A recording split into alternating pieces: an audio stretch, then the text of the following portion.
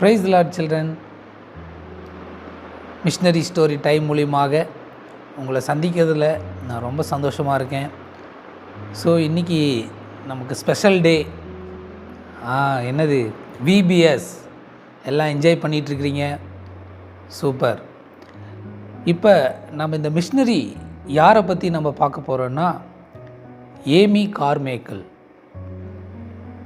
1867 December மாதம் 16 Ireland நாட்டில் மில்ஜில் கிராமத்தில் பிறந்தாங்க.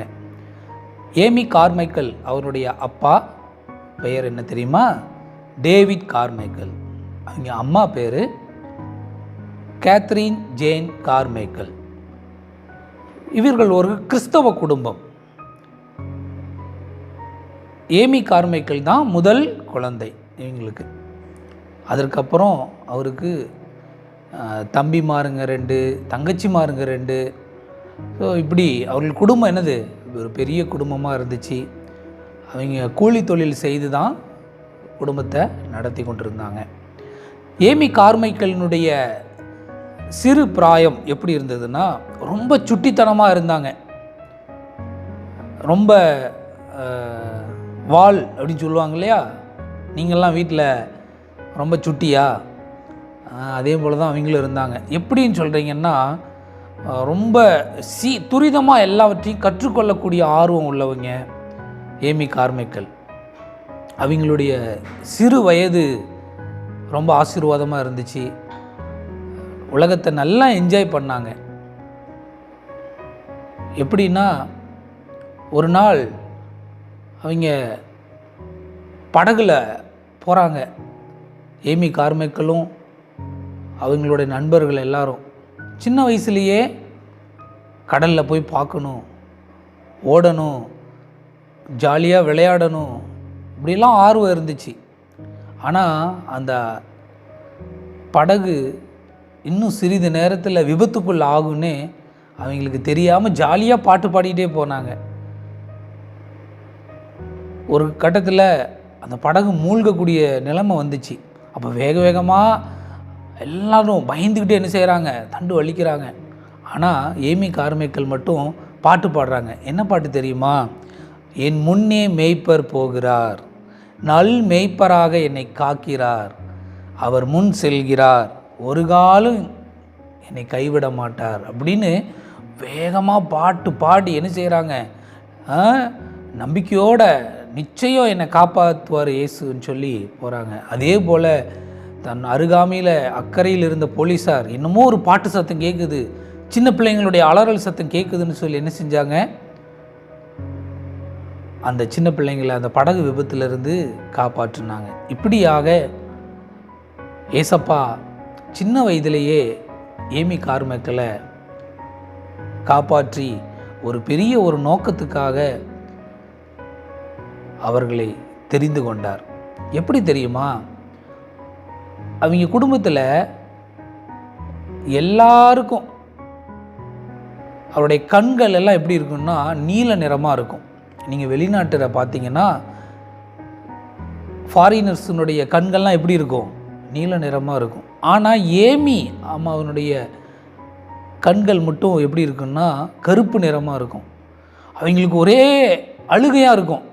எல்லார் கண்களும் நீளமாக இருக்குது, என்ன என் கண்கள் மட்டும் வித்தியாசமாக இருக்குது, ஏன் எனக்கு மட்டும் கருப்பு நிற கண்கள் ஆண்டவர் கொடுத்தாரு அப்படின்னு சொல்லி ரொம்ப புலம்புவாங்களாம். அப்போ அவங்க சொல்லுவாங்க, உனக்கு தான் நான் டெய்லி ஜெபத்தை கற்றுக் கொடுத்துருக்குறல்ல, நீ ஏசப்பாக்கிட்ட ஜெபம் பண்ணு, ஆண்டவருக்கு விருப்பம்னா உன் கண்களை மாற்றுவார் அப்படின்னு நண்பர்களாக என்ன செஞ்சுருக்காங்க, அம்மா உனக்கு நிறைய ஜெபம் சொல்லி கற்றுக் கொடுத்துருக்காங்கல்ல, நீ ஜெபம் பண்ணுன்னு சொல்லி சொல்கிறாங்க. உடனே ஆர்வமாக என்ன செய்கிறாங்க, அவங்களும் ஜெபம் பண்ணுறாங்க. எப்படி தெரியுமா? அன்றைக்கி நைட்டு படுக்கும் பொழுது, எப்பயுமே படுக்கும் பொழுது ஒரு ஜெபம் பண்ணுவாங்க. என்னென்னா, இயேசுவே என் அருகில் வாரும், அப்பொழுது எனக்கு பயமில்லை, நான் படுத்துக்கொள்வேன், நீங்கள் என்னை பாதுகாப்பீங்க அப்படின்லாம் ஜெபம் பண்ணுவாங்களாம். அதே போல் அன்றைக்கி ஒரு நாள் அவங்க ஜெபம் பண்ணாங்க. என்னென்னா, நான் நாளை காலையில் விடியும் பொழுது எனக்கு என்னுடைய கண்கள் நீல நிறமாக மாறணும், என்னுடைய கருப்பு நிற கண்கள் நீல நிறமாக மாறணும் இயேசுவே அப்படின்னு சொல்லிட்டு அவங்க ஏமி கார்மைக்கல் ஜெபம் பண்ணிட்டு போய் படுக்கிறாங்க. படுத்த பிறகு அவங்க தூங்கிடுறாங்க. காலையில் வேக வேகமாக எந்திரிக்கிறாங்க.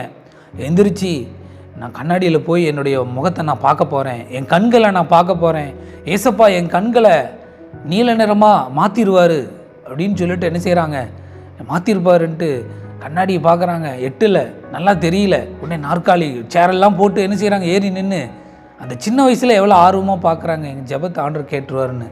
ஆனால் அவங்க பார்த்த உடனே ஒரு ஆச்சரியம், என்னது, அவங்களுடைய கண்கள் நீல நிறமாக மாறவே இல்லை. உடனே அம்மாக்கிட்ட ஒரே அழுக. அம்மா சொல்கிறாங்க, ஆண்டவர் உன்னை கொண்டு ஒரு சித்தம் வைத்திருக்கிறார், அதனால தான் அவருடைய விருப்பம் தான் உன் வாழ்க்கையில் நிறைவேறும். நீ என்றைக்கு என்ன செய்யக்கூடாது, இந்த சின்ன விஷயத்துக்காக நீ அழக்கூடாது. அவருடைய படைப்பு எல்லாமே ஆசீர்வாதமானது, நன்மையானது அப்படின்னு சொல்லி என்ன செய்கிறாங்க, அவங்க அம்மா அவனுக்கு கற்றுக் கொடுக்குறாங்க. ஸோ இப்படியாக அவங்க மனதை தேற்றிக்கொண்டு கிறிஸ்துவினுடைய அன்பிலையும் அவருடைய அழைப்பிலையும் வளர்ந்து வராங்க.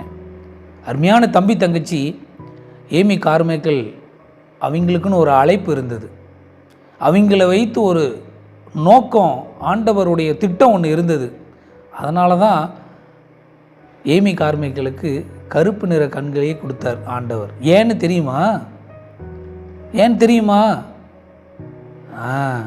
அப்போ நாளைக்கு பார்க்கலாமா ஏன் ஆண்டவர் ஏமி கார்மைக்கலுக்கு கருப்பு நிற கண்களை கொடுத்தாருன்னு சொல்லி நான் நாளை தினத்தில் உங்களுக்கு நான் சொல்லுவேன். நீங்கள் அதை கவனமாக கேட்பீங்களா? ஓகே, இப்போ கண்களை மூடி ஜெபிப்போமா? அன்பும் இரக்கமும் கிருபையும் உள்ள நல்ல தகப்பனே, இப்பொழுதும் ஏமி கார்மைக்கல் அவர்களுடைய சரித்திரத்தை இந்த நாளிலே நாங்கள் தியானிக்க உதவி செய்தீங்களே, உமக்கு நன்றி ஏசப்பா. ஏசப்பா, ஏமி கார்மைக்கல் சின்ன வயதிலிருந்தே கிறிஸ்துவனுடைய அன்பிலே வளர்க்கப்பட்டார்கள். ஆனாலும் அவங்களுக்குள்ள உலக பிரகாரமான ஒரு ஆர்வம், ஒரு ஆசை இருந்துச்சு. அது நிறைவேறலை. அதற்கு காரணம், தேவன் ஒரு அழைப்பை நீர் வைத்திருந்தீர். அந்த அழைப்பை அவர்கள் புரிந்து கொள்ளும்படியாக தன்னை ஒப்பு கொடுத்தாங்க ஏசப்பா. இன்றைக்கும் ஏமி கார்மைக்கலை போல ஒரு தேவைக்காக ஒரு விதமான வேண்டுதலோடு விண்ணப்பங்களோடு இன்றைக்கி இந்த விபிசியில் வந்திருக்கிற ஒவ்வொரு குழந்தைகளுக்காக நாங்கள் செபிக்கிறோம் ஏசப்பா. என்ன நோக்கத்திற்காக நீர் அழைத்தீரோ அந்த நோக்கம் இவர்கள் வாழ்க்கையில் நிறைவேறும்படியாக நாங்கள் செபிக்கிறோம். உம்முடைய கிருபை தந்து நடத்தும்.